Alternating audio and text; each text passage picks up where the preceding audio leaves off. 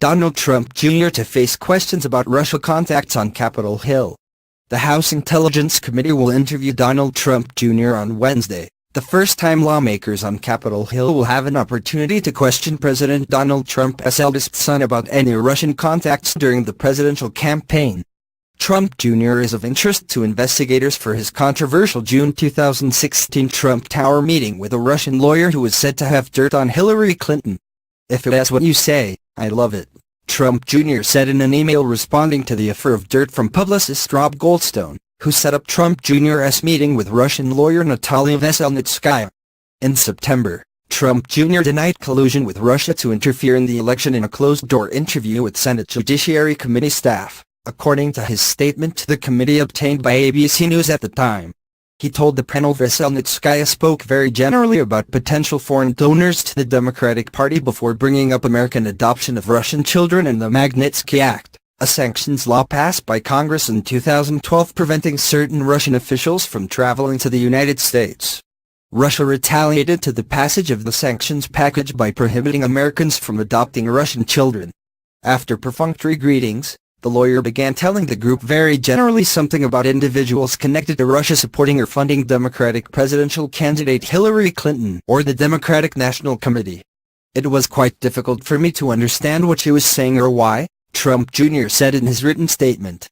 "Given our busy schedules, we politely asked if she could be more specific and provide more clarity about her objective for the meeting.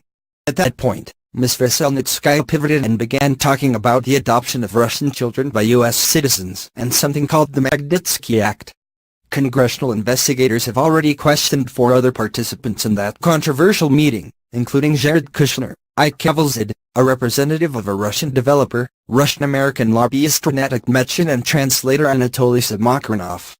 Trump Jr. is also expected to be questioned Wednesday about his relationship with WikiLeaks, after admitting last month that he communicated with representatives of the site through direct messages on Twitter from September 2016 through the first half of 2017.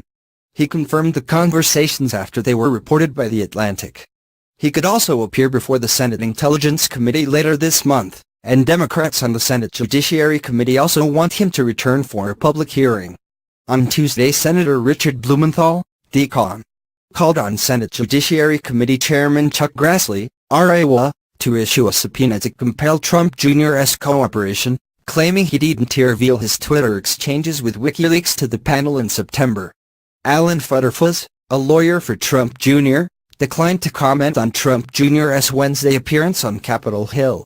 On Friday, Michael Flynn, Trump's former national security advisor, pleaded guilty to lying to the FBI about contacts with Russian Ambassador Sergei Kislyak, and said he is cooperating with Special Counsel Robert Mueller's investigation into Russian efforts to influence the election and potential coordination between Russia and the Trump campaign.